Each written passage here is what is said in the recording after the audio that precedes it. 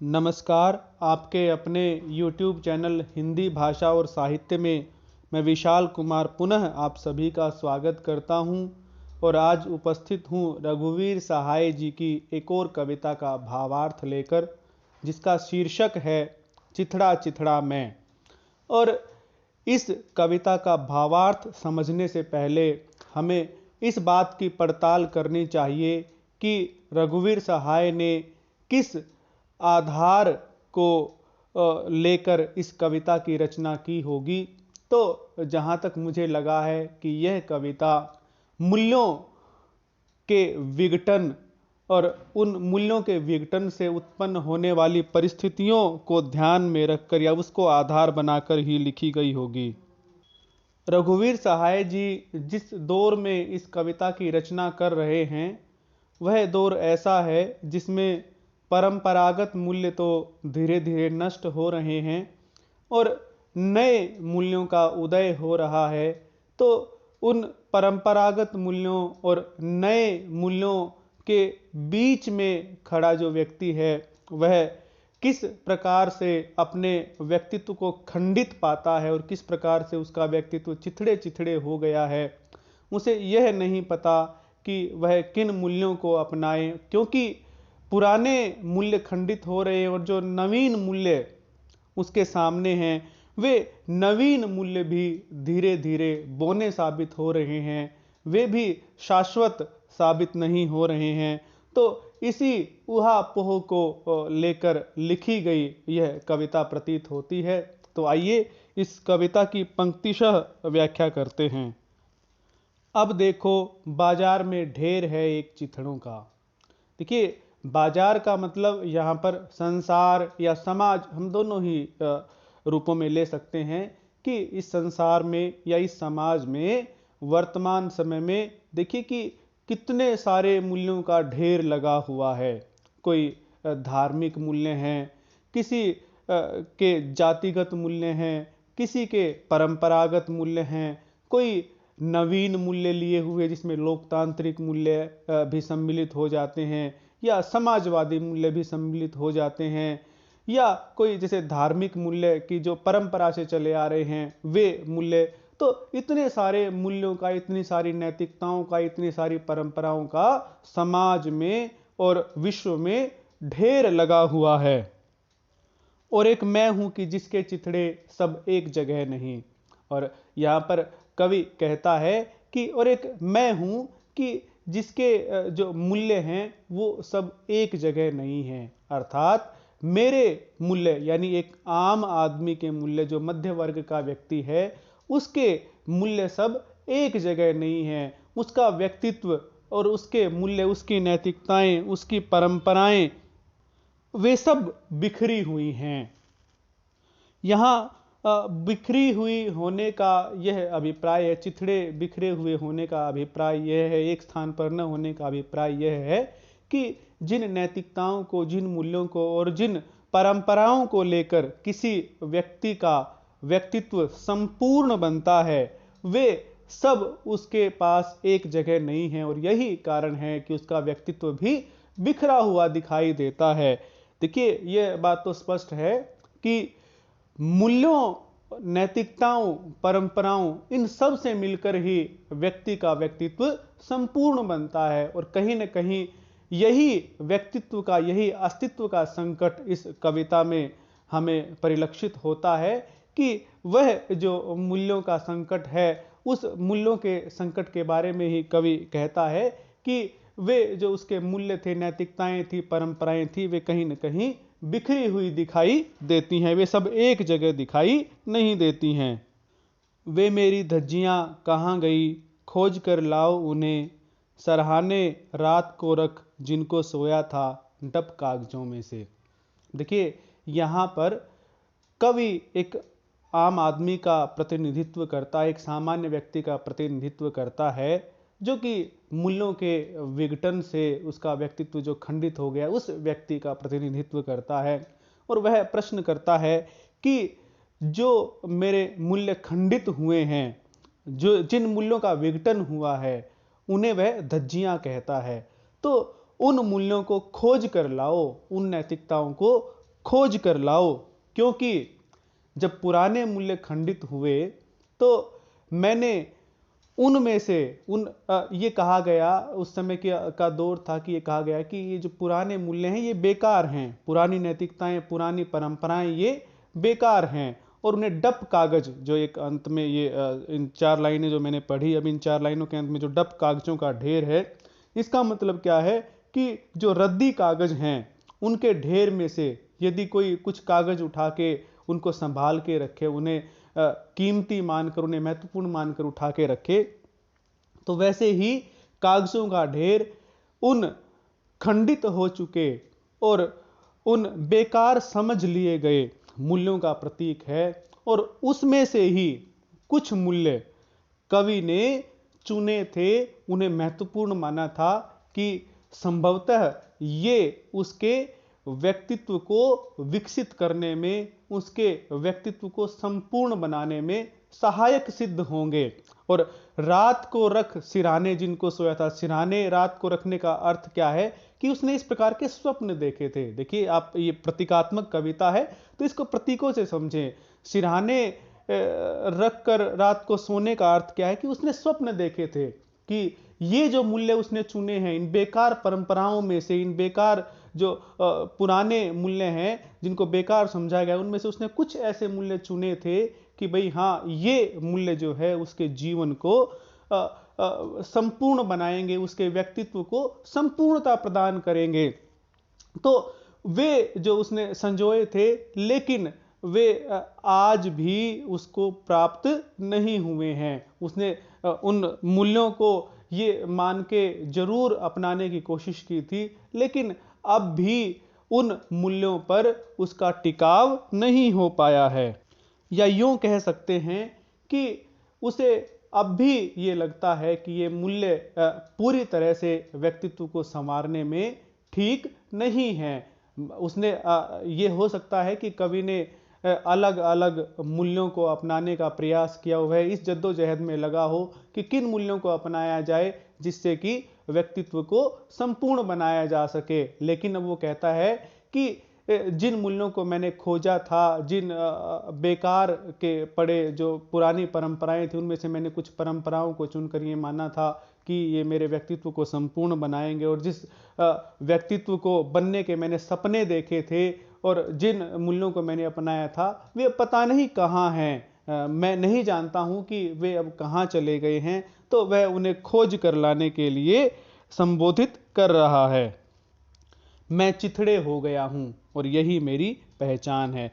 और खोज कर लाने के लिए कवि क्यों कह रहा है? खोज कर लाने के लिए कवि इसलिए कह रहा है क्योंकि उसने सोचा था कि इन मूल्यों को अपनाकर उसका व्यक्तित्व जो है वो पूर्ण बनेगा, लेकिन अभी भी उसका व्यक्तित्व खंडित है, उसका व्यक्तित्व पूर्ण नहीं है। जिन मूल्यों से, नैतिकताओं से, जिन परंपराओं से उसका व्यक्तित्व पूर्ण बनना चाहिए था, वह भी पूर्ण नहीं हुआ। इसलिए वह कहता है कि मैं चिथड़े हो गया हूं और यही मेरी अब पहचान बन गई, अर्थात मेरा व्यक्तित्व जो है वो खंडित हो गया है। मैं चिथड़े होने का मतलब ये नहीं है कि कोई शरीर के जो है वो धज्जियां उड़ गई, ऐसा नहीं है। यहाँ पर मैं का मतलब है उसका व्यक्तित्व, कि उसका व्यक्तित्व जो है वो खंड खंड हो गया है। और यह खंडित व्यक्तित्व ही कि उसको यह नहीं पता कि किन मूल्यों को अपनाया जाए और किन मूल्यों को लेकर आगे बढ़ा जाए। तो कमोबेश उस समय भी और आज भी मानव की यही स्थिति है कि मानव को यह नहीं पता है कि वह किन मूल्यों को, लोकतांत्रिक मूल्यों को लेकर चले, कि जो हमारी धार्मिक परंपराएं हैं उन मूल्यों को लेकर चले है। क्योंकि हम देखते हैं, चाहे वह राजनीति हो, धर्म हो, सभी तरह के क्षेत्रों में मूल्यों का धीरे धीरे ह्रास हो रहा है। और यह एक ऐसी विकट समस्या है कि जिसको पार पाकर ही मनुष्य जाति जो है वो आगे बढ़ सकती है, मनुष्य जाति जो है वो विकसित हो सकती है।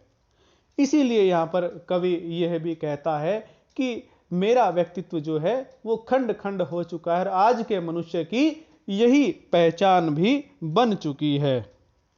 चिथड़ा चिथड़ा मैं, और मेरी क्या पहचान बन चुकी है कि मैं खंडित व्यक्तित्व वाला बन चुका हूं, मैं खंड खंड व्यक्तित्व से युक्त हूं।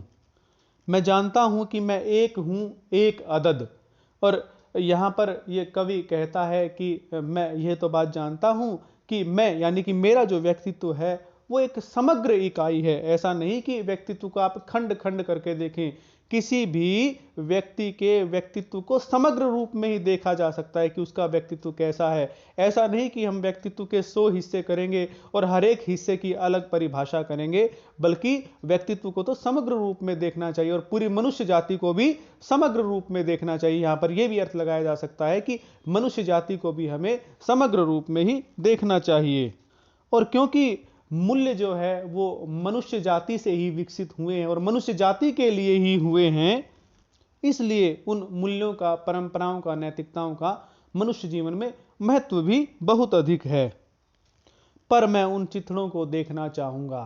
तो यहां पर इसीलिए कवि यह बात कहता है कि क्योंकि उन मूल्यों का, नैतिकताओं का, परंपराओं का मनुष्य जीवन में बहुत अधिक महत्व है, तो जो मूल्य खंडित हुए हैं, जिन मूल्यों का ह्रास हुआ है, जिन मूल्यों का विघटन हुआ है, उन मूल्यों को, उन नैतिकताओं को, उन परंपराओं को कवि अवश्य ही एक बार देखना चाहता है। देखने का मतलब क्या? उन पर मंथन करना चाहता है, उन पर विचार करना चाहता है कि जिनको ये भी कह दिया गया कि ये मूल्य जो है महत्वपूर्ण नहीं है, ये बेकार हैं, उन सभी को भी, और जो नवीन मूल्य हैं, जो कि धीरे धीरे मूल्य, नए मूल्य बन रहे हैं, पुराने बिगड़ रहे हैं, तो उन सभी को भी, उन चित्रों को भी, उन विघटित हुए मूल्यों को भी कवि देखना चाहता है, अर्थात वह उन पर विचार करना चाहता है, उन पर मंथन करना चाहता है। उनको जमा करो, अरे कुछ मेरे हैं कुछ मेरे नहीं। और कवि कहता है कि उन मूल्यों को, उन परंपराओं को, उन नैतिकताओं को जिन्हें बेकार मान लिया गया है, जिन्हें चिथड़े चिथड़े मान लिया गया है, उन सबको जमा करो, उन सबको इकट्ठा करो, एकत्रित करो, ताकि उनको देखा जा सके। और वो कहता है कि उनमें से कुछ मेरे हैं, कुछ तो मुझे मेरी परंपरा से प्राप्त हुए हैं और कुछ मेरे नहीं, और कुछ जो मेरी परंपरा के नहीं हैं, वैसे मूल्यों को भी अपनाने के लिए कवि तैयार है, वैसे मूल्यों को भी एकत्रित करने के लिए कवि तैयार है। और वह ऐसा क्यों चाहता है, वह अब हम आगे की पंक्तियों में देखते हैं।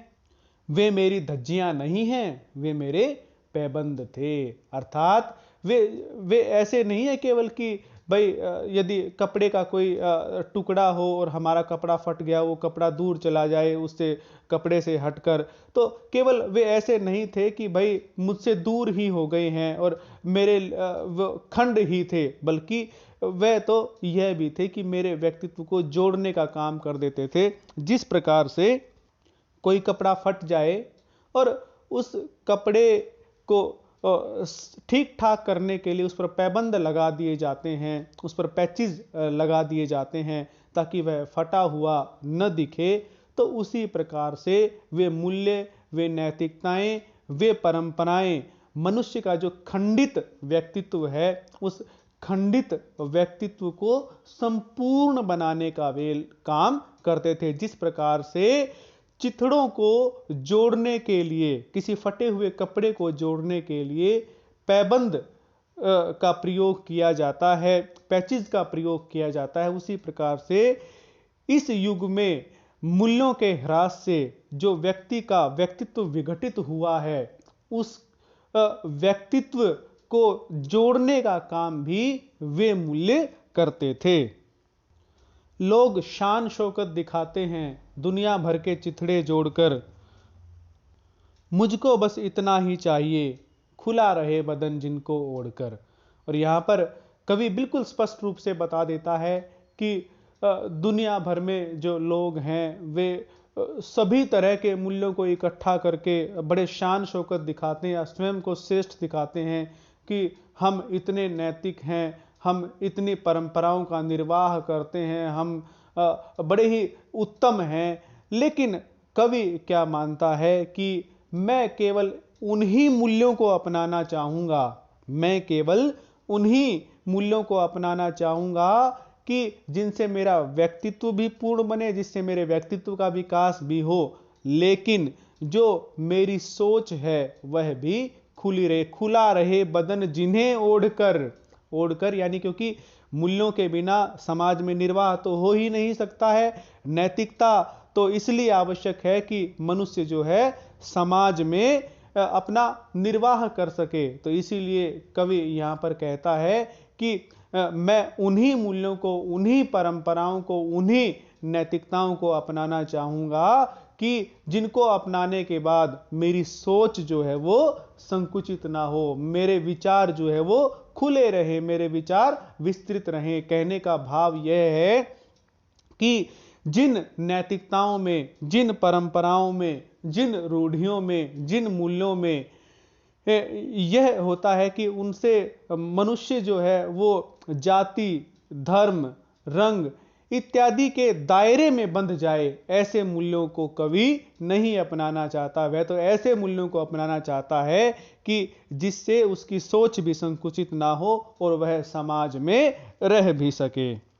वह दुनिया के लोगों की तरह यह नहीं चाहता कि सभी प्रकार के मूल्यों को अपनाया जाए और फिर यह कहा जाए कि मैं ही नैतिक रूप से, सामाजिक रूप से सभी से श्रेष्ठ हूं। इस श्रेष्ठता को वो नहीं दिखाना चाहता, वह स्वयं को इस तरह से श्रेष्ठ नहीं दिखाना चाहता, बल्कि वह तो यह चाहता है कि समाज में उसका निर्वाह भी हो, लेकिन उसकी सोच कहीं भी संकुचित ना हो। मूल्यों के नाम पर जिस प्रकार की नैतिकताएं मनुष्य पर लाद दी जाती हैं, जिस प्रकार की परंपराएं मनुष्य पर लाद दी जाती हैं और वह किसी प्रकार से उसकी सोच संकुचित हो जाती है, वैसा कवि नहीं करना चाहता है। जैसे कि हम उदाहरण भी देखते हैं, विभिन्न धर्मों के लोग अपनी अपनी नैतिकताओं को ओढ़े रखते हैं, लेकिन इसका परिणाम क्या होता है कि वे धर्म के दायरे तक ही संकुचित रह जाते हैं। कहीं वे उनके ऊपर नैतिकता लाद दी जाती है कि वे अपने धर्म का संवर्धन करें और धर्म के संवर्धन करने के लिए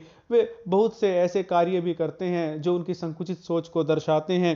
कहीं जातिगत जो नैतिकताएं या मूल्य या जो परंपराएं हैं वो मनुष्य पर लाद दी जाती हैं और जिसके कारण उनकी सोच भी कहीं न कहीं संकुचित दिखाई देती है। कहीं नस्ल, जैसे हमने जर्मनी में देखा, हिटलर ने किस प्रकार की परंपराएं जर्मनी के लोगों पर लाद दी थी और जिसके कारण उस समय जर्मनी के लोगों की सोच कितनी संकुचित हो गई थी। तो उन्हीं मूल्यों की बात यहाँ पर ये कवि कर रहे हैं कि ऐसे मूल्यों को वो नहीं अपनाना चाहता क्योंकि इनसे सोच संकुचित होती है। हालांकि किसी समाज में रहने के लिए कुछ मूल्यों का पालन करना तो आवश्यक है, कवि उनका पालन अवश्य ही करना चाहेगा, लेकिन केवल उनमें से वही मूल्य चुनेगा जिनसे उसकी सोच विस्तृत रहे। तो यह था भावार्थ मैं चिथड़ा चिथड़ा मैं इस कविता का, और उम्मीद है कि आप सभी को इसका भावार्थ समझ आया होगा। और यदि आपको कोई समस्या है तो आप अपने विचारों को कमेंट बॉक्स में अवश्य ही अभिव्यक्त करें। धन्यवाद।